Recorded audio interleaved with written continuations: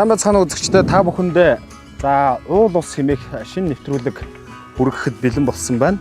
За энэ ямар утга учиртай вэ гэхээр одоо энэ сайхан одоо Монгол орныхоо уул хангай, гол мөрдийн тухай түүхэн баримт мэдээллүүд, газар зүй онцлогууд, байгаль гих зэрэг энэ бүх зүйлүүдийг одоо морьтой явангаа та бүхэндээ хүргэж, за мөн одоо бас олон гоё дүрсээр баримтжуул ингээ хүргэх зорилготой шинэ контент нэвтрүүлгээ эхэлж байна. Тэгээд бид бүгд бол одоо хамгийн анхны дугаараа бол одоо мэдээж Улаанбаатар хотын өмнө сүндэрлэн байх Богдхан уулаас эхлэгээд одоо Богдхан уул руу морьтой явах гэж байна. За ингээд одоо бид бүгдээ ирсэн байгаа газар бол Түр урхын ам. За Түр урхын амны хамгийн одоо ихэнд байдаг амралтаас дээшээ өгсөд хамгийн ихний одоо энэ отоглох цэгээс эхэлж байна. За энэ отоглох цэг бол энэ отоглох цэгээс дээшээ Богдхан уулын ноён оргил цэцээгүн гарахад бол нийтдээ 6.5 км орчим байгаа.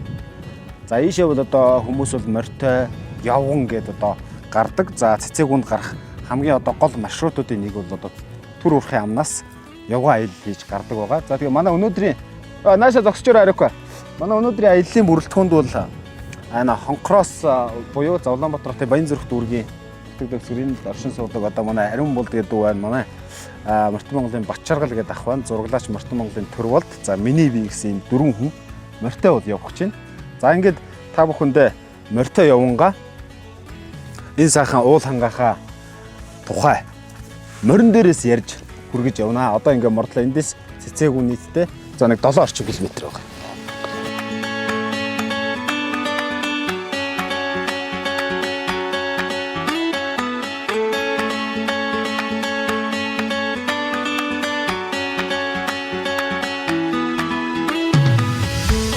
За бид саяны яг мордсон цэгээс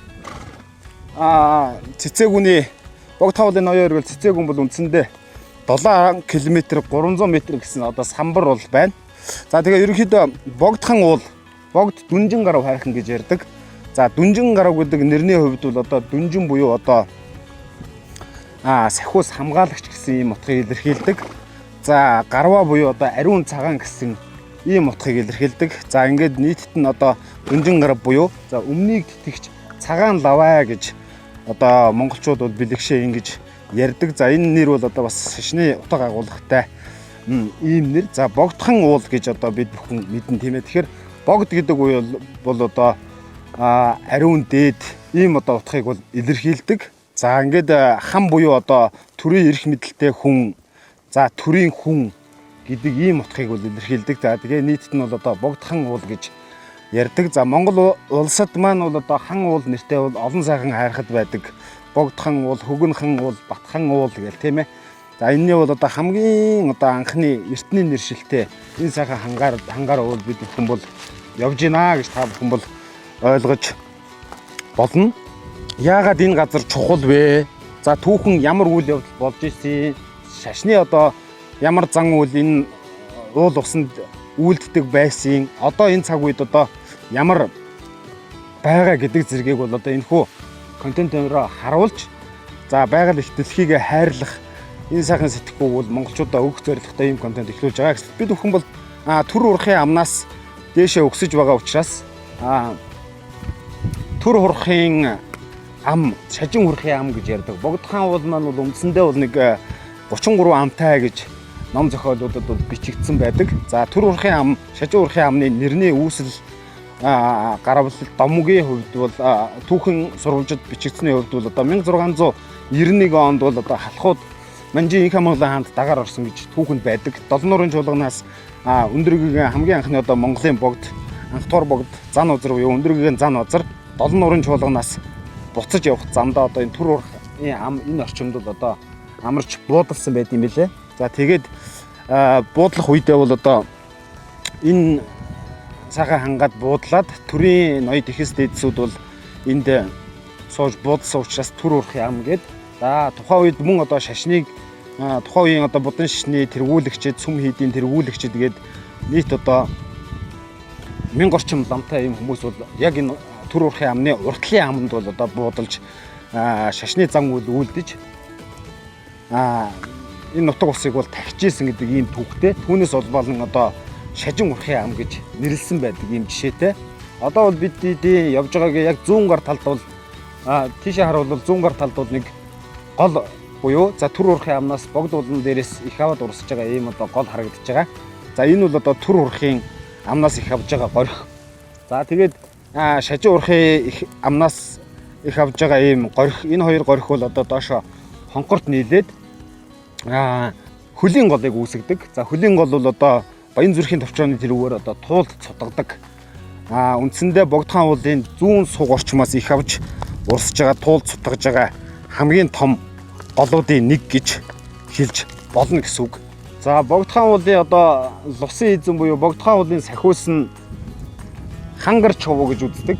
За дээр нь одоо буг унсан тийм цагаан өвгөн гэж үздэг. Ийм одоо сахиустай, ийм одоо лусын эзэнтэй гэж эрт үеэсээ ярьж ирсэн байдаг.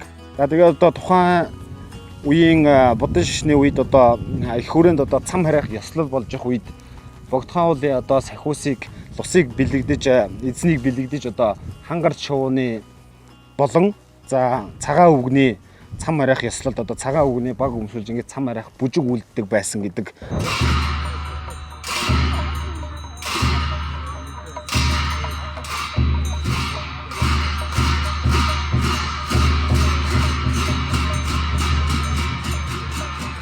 Хүрээ цам, даншиг наадам, за мөн одоо цам харайхын шашны зан үйлийн хувьд бол одоо цагаан өвгөн гарч ирдэг. За хангар чуу байдаг нь бол одоо ийм одоо учир бэлэгдэлтэй. Тэгэхээр одоо энэ сайхан бог дүнжин гарав хайрхны хувьд бол хангар сахиустай. Дээр нь одоо ийм цагаан өвгний ийм одоо сахиустай лусын эзэнтэй гэж ингэж үздэг.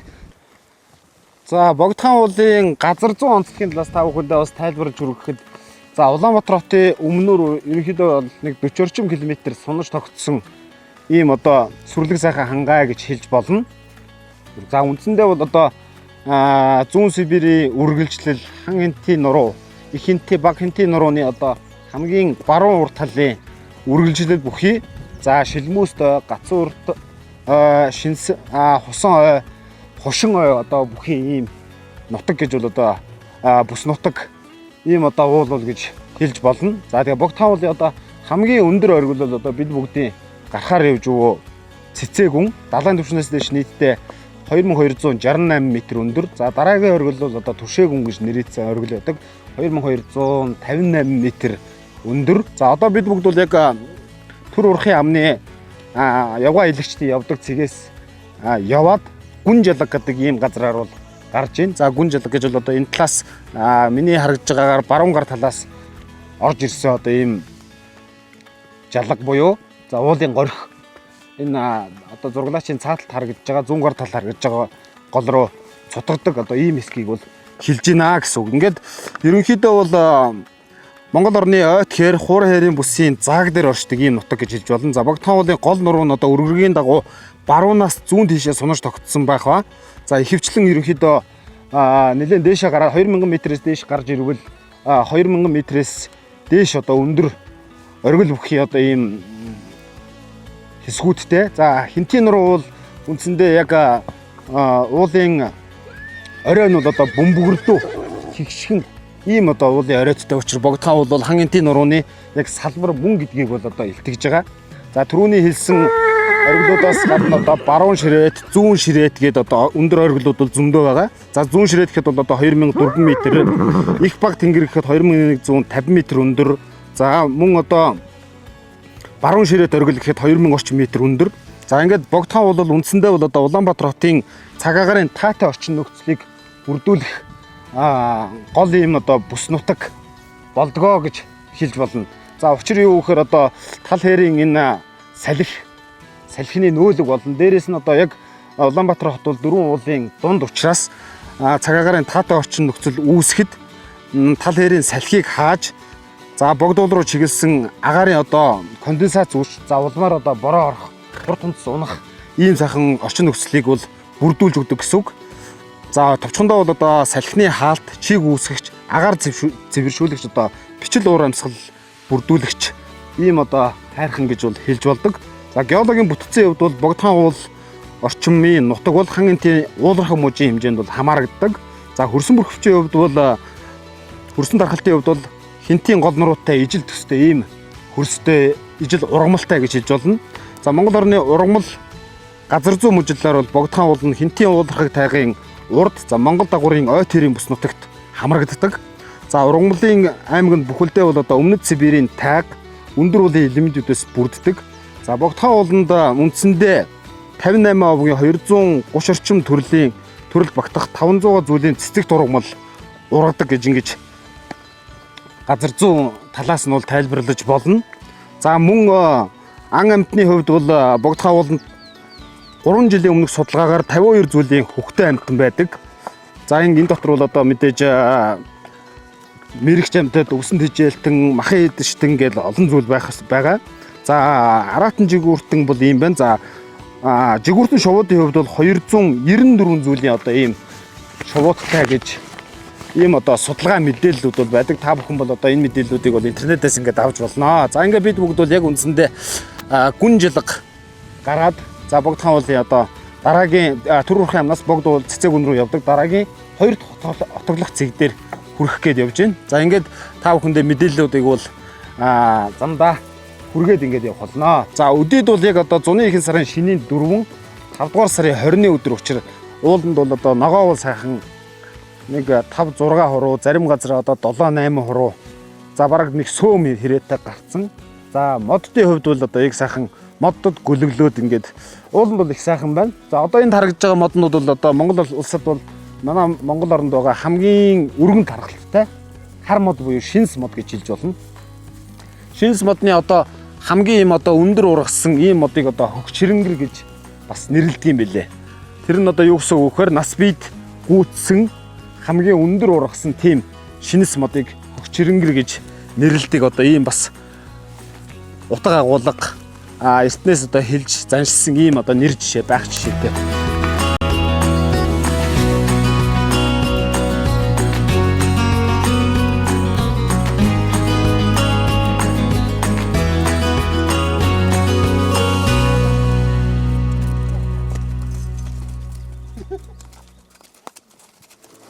Аач чуг нь уулын морг айгуу дээ.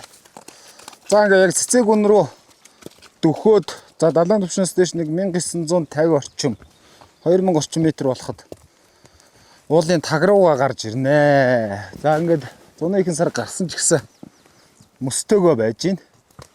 За энэ доотлын голын мөс бол үндсэндээ бас нэг 7 сар хүртэл бол байж идэг.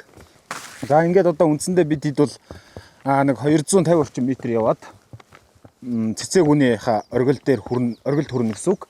За одоо ингээд та бүхэндээ бас үргэлжлүүлэн яг Богдхан уултай холбоотой түүхэн цаг үед ямар мэдээллүүд түүхэнд үлдсэн бэ гэдгийг бол та бүхэндээ ярьж өгье гэж бодож байна. За Богдхан уул орчим хатан туул гол за энэ дөрвөн уулын хооронд энэ туулын хар шугуу гэж ярьдаг. Энэ орчимд бол одоо Хэрээд аймаг бол оршин тогтнож байсан 12 дугаар зууны сүүл үе 13 дугаар зууны ихэнх үе энэ орчимд. За ингээд Хэрээдийн Ванхан тойрол буюу за хан тойрол буюу одоо Хэрээд аймгийн захирагч тойрол хан бол тухайн үед энэ богд уулыг дахиж хан цол олгосон гэдэг одоо ийм мэдээлэл байдаг. За тэр үеэс эхлэн одоо хан уул гэж нэрлэдэг байсан гэдэг одоо ийм түүхэн мэдээллүүд бол байдаг. За тэгээд тухайн үед бол одоо тойрол хан дахин шүтэж байх ийм үедээ тухайн үеийн одоо Хэрээд аймаг бол одоо бөөмөргөлтэй бол одоо холбоогүй. За гэсэн хэдий ч одоо тухайн үеэс эхлэн одоо энэ их тэнгэр, баг тэнгэр гэж их тэнгэрийн ам, баг тэнгэрийн ам гэж нэрлсэн нь тухайн үеийн одоо тойрол хаан нутгалж байсан Хэрээд аймгийн үед ийм Монголын уламжлалт шашин бөөмөрглийг бол одоо шашин биш гэдэг тийм ээ. Үүнтэй холбоотойгоор одоо бөөмөргөлтэй холбоотойгоор их тэнгэрийн ам, баг тэнгэрийн амыг их тэнгэр, баг тэнгэр гэж бөөмөргөлтэй холбоотойгоор нэрлсэн гэдэг ийм түүхэн мэдээллүүд байдаг. За мөн их тэнгэрийн амны хадны сүг зураг гэж одоо алдартай ийм одоо хадны сүг зургууд бол байдаг. За тэн дээр бол одоо 13 дугаар зууны үеийн хаттын өмсөж исэн малгайтай 13 дугаар зууны үеийн хатад хүрэл зэвсгийн үеийн одоо чулуун зэвсгийн үеийн ингээд одоо маш олон мөн өн эртний түүхтэй хадны сүг зургууд бол байдаг. За ингээд төр урхын амаар одоо цэцэг гүн рүү бидэд явж байгаа. За төр урхын ам, Манзушурын ам, за ар зайсангийн ам, их тэнгэрийн ам, баг тэнгэрийн ам, за мөн түргэний амнаас гээд олон талаас нь бол төр урх руу бол цэцээгүн рүү бол одоо гардаг ийм замууд бол их байдаг. За сүүлийн жилүүдэд бол одоо зайсангийн амнаас за мөн мандширийн амнаас төр урахын амнаас бол ихэвчлэн явдаг. Явгаа ийлэгчд явдаг. Ийм дүр зураг бол одоо харагдаж байгаа. За ер нь морьтой явхад бол байгалыг бол одоо хүн илүү сайхан таньж мэддэг. Илүү ингээд одоо ямар өв сургамалтай байна, ямар тогтцтой байна, тийм ээ. Ямар одоо газрын мэрэгч амьтад байна ч гэдэм үү. Ийм байдлаар бол одоо бүгдийг сайхан харж үзэж ингэж явж болдог. Дээрээс нь морьтой явхад бол хүн бол бодол санаагаа цэгцлэн, ажлаа төлөвлөнө гэд. Миний хувьд бол тийм маш олон давуу талуудыг бол морьтой ингээд ууланд явхад, талд явхад, хангаад явхад, тайгаад явхад бол ингэж олж авдаг. За ингээд энэ морьтой сайхан олон хоног сайхан явж байгаад буцаад ажлаа төлөвлөөд ингээд ажилдаа ороход бол нэлээд сайхан цэгцэрсэн ийм байдаг. За тэгээд мөн тэгээд түншлээ үргэлжлүүлэн яг түүхэн цаг үед энэ богд уултай холбоотой ямар мэдээллүүд байд юм бэ гэдгийг бол та бүхэндээ бас судалснараа ном зохиол уншиж судалсан интернетээс мэдээлэл авсан зэрэгээсээ бол та бүхэндээ хүргэе гэж бодож байна. За хамгийн саяны ихний хүргэсэн мэдээлэл бол одоо 13 дугаар зууны үед бол ингэж дахин шүтэж байдаг байсан юм байна.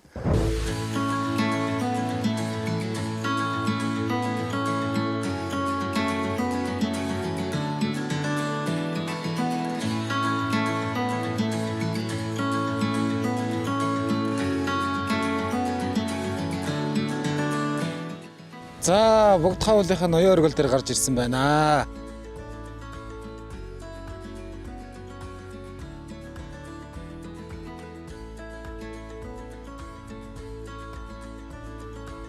Одоо 1394 он буюу Юан гүрний үе гэсэн үг. Юан гүрний үед энэ уулыг бол одоо дархан цаацтай болгож исэн гэдэг ийм мэдээлэл бол байдаг. 1294 он буюу за тухайн үеийн одоо Монголын их Юан улсын 398 дугаар ийм зарилгаар Алтай нүсэр даваа Бурхан халдун уул Отгон дэнгэр хайрхан богдхан уул зэргийг бол одоо дархан цаацтай болгосон гэсэн ийм одоо түүхэн судар мэдээллүүд бол байдаг. Тэгэхээр ийм бол одоо эртний тахилгатай дархлагдсан ийм хайрхан гэж бид бүгд ойлгож болно. За ингээд түүний дараагаас бол одоо түрүүн бол ярьсан 1691 онд бол өндөргөн зан узрын үед бол Долон нуурын чуулганаас хойшоо буцаж явах замдаа Түр хурахын ам, Шажин хурахын амын нэрийг өгж исэн гэдэг ийм мэдээлэл байдаг. За тэр үеэс бас л ингээл дахин шүтжсэн, тахидаг байсан, тайлдаг байсан ийм түүхэн мэдээллүүд бол байдаг.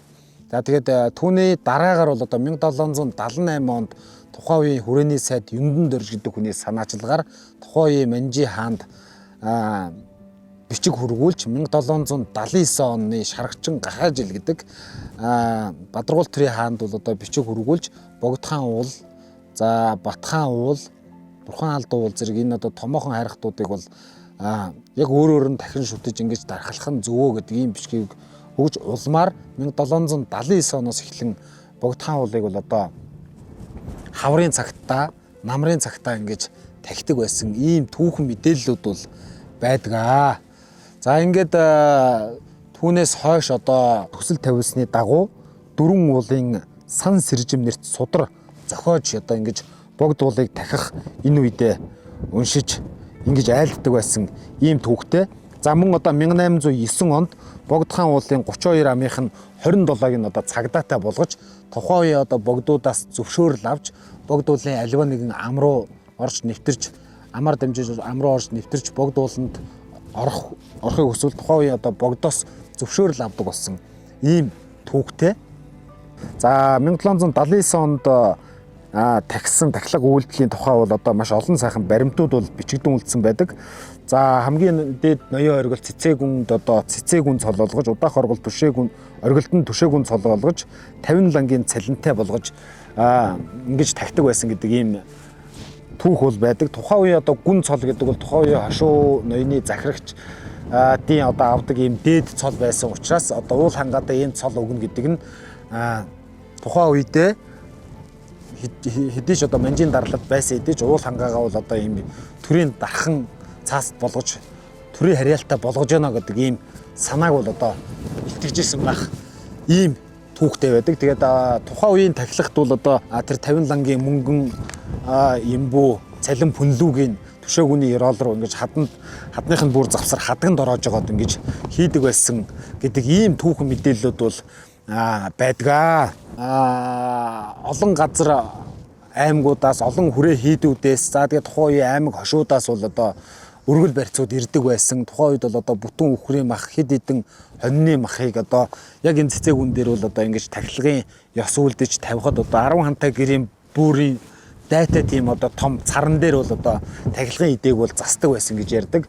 Тухайн үеийн тахилгын идээг бол одоо хэд хоногийн өмнөөс төр уурхай хойтлын одоо чулуутын аманд одоо цуглуулад тахилга болохын өглөө эрт урд оройн нь одоо тэмээгээр ачиж төр уурхаар дамжиж ингэж цэцэгүн дээр бол авчирдаг байсан гэж ярьдаг. За тахилга болохын өглөө нар гарахаас өмнө одоо хүрээ хийдийн ихэс дээдсүүд за шашны тэргүүтнүүд унзад ламнар гэдэг ийм хүмүүс бол одоо төр уурхай амаар морьтой ингэж гарч ирдэг. За энэ хан уулын бол яг урд бол одоо Мансшүрийн ам гэд тухайн үеийн Монголын одоо маш халахын одоо хамгийн том хийдүүдийн нэг Мансшүрийн хід гэдэг байсан. Мансшүрийн хід орчмоос бол одоо 40 орчим ламдар наашаа гарч иж хүрээ хід нийслэл хүрээнээс одоо ингээд 30 гаруй ламдар за ингээд төрөө ихэс дээдс ноёдууд хурж ирж энд бол цэцэгүн дээрээ гарч ирж төрийн их тахилгыг бол одоо үйлддэг ингэдэг байсан гэдэг ийм түүхэн мэдээллүүд бол байдаг. Монгол улсад бол үндсэндээ одоо тусгай хамгаалалттай газрыг дархан заацгадаг газар, байгалийн нөөц газар, байгалийн зохицолборт газар, байгалийн дурсгалт газар гэсэн ийм дөрвөн ангиллаар бол одоо бол тусгай хамгаалтанд авдаг. За ингээд дархан цаацд газар гэж яагаад дархалдаг вэ? Яагаад дархан цаацд болгодог вэ гэвэл байгалийн бүс бүслүүрийн онцлог, хэв шинж, завнаган төрхөө хадгалсан, шинжлэх ухааны ач холбогдлыг нь харгалзан, байгаль орчны тэнцвэрт байдлыг хангах зорилгоор улсын тусгай хамгаалтанд бол одоо авж тэр дотроо дархан цаацд газар болгодог гэсэн ийм одоо статусаар дархан цаацд газар болгодог юм байна гэсэн үг. За 1691 онд бол одоо өндөр хамлахын анх дугаар богд өндөргийн зан узрыг бол одоо анх дугаар богдод өргөмжилж түүнээс шул одоо нийслэл хүрээ бол одоо ингээд маш олон газар бол одоо сууршиж байршлаа сольж явж исэн гэсэн үг. За тэгээ хамгийн сүүлд одоо энэ газар ирснээс хойш бол байршлаа солиогүй энэ газар бол одоо дөрвөн уулын энэ сайхан хүндийд туулгалын хөвөөнд богдхан уулынхаа ард бол одоо сүндэрлсэн байдаг. Тэгээд бурхан багш бол одоо эрт үед газар бүрт илчээ явуулж за хаана ер нь хамгийн сайхан одоо энэ нийслэл хүрээг байгуулахад ийм үзэсгэлэн төгөлдөр бүрдсэн ийм тохиромжтой газар байна вэ? Та бүгд одоо яваад үзээд иргээд илч бүрээ 408 зохист явуулсан гэдэг. За тэгээд нэг элч нь бол одоо яг энэ хан уулын ард хатан тулын хөвөөнд сэлби хүндийд бол явж байгаад нар шингэхийн үед бол тийм одоо урт цагаан сахалтай тийм өвгөнтэй таарсан гэж байгаа. Тэгээ тэр өвгөнд одоо учир байдлаа хэлэхэд тэр өвгөн бол одоо тийм 3 өгүүлбэр хэлсэн байгаа. Үл тасрах олс, мөнгөн цагаан тавг, за алтан шар удвал цэцэг гэсэн юм үгийг хэлсэн юм байгаа. Хэлсэн гэдэг юм байлээ тэр домгонд бол. Тэгээд тухайн үеийн бурхан багшийн илч хурж ирээд бурхан багшид ийм хүнтэй тийм газар таарад тэгэхээр тэр хүн ийм үг хэллээ гэж дайсан байгаа. Нөгөө үл тасрах олс, мөнгөн цагаан тавг, алтан шар удвал цэцэг гэдэг үгээ хэлэхэд бурхан багш учрыг нь тунгааж бодоод за үл тасрах олс гэдэг нь бол хатан тулгал юм байна.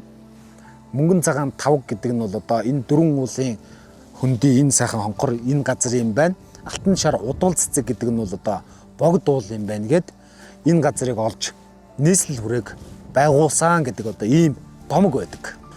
За нийслэлчүүд одоо яагаад хан гарч шүтэнтэй болсон бэ гэдэг одоо энд харагдж байгаа хан гарч шүтэнтэй болсон бэ гэдэгтэй холбоотой бас нэгэн домог байдаг. Монголчууд бол одоо домог гэдэг зүйлийг бол он эртнээсээ он удаан жил ингэж ам дамжуулан ярьж ингэж уламжлуулж ирсэн түүхтэй. За тэгээд нийслэлчүүд яагаад хан гарч шүтэнтэй болсон бэ гэдэг ийм домогонд болохоор эрт үед одоо лусын охтууд унтаж байхад одоо 5 дахь охин нь үр цүүрээр хар дар зүүдлээ сэрсэн гэж байгаа.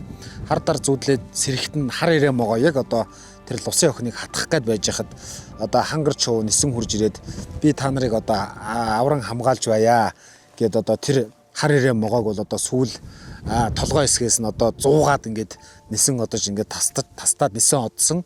За тэгээ түүнээс хойш одоо би та бүгдийг бол ингэж аливаа муу зүйлээс бол авран хамгаалж ийм байх учиртай гэж одоо хэлсэн. За түүнээс улбалан одоо нийслэлчүүдийг бол одоо хангар шүтэнтэй энэ хайрхныг бол одоо хангар цахиустай гэж ингэж ярьдаг.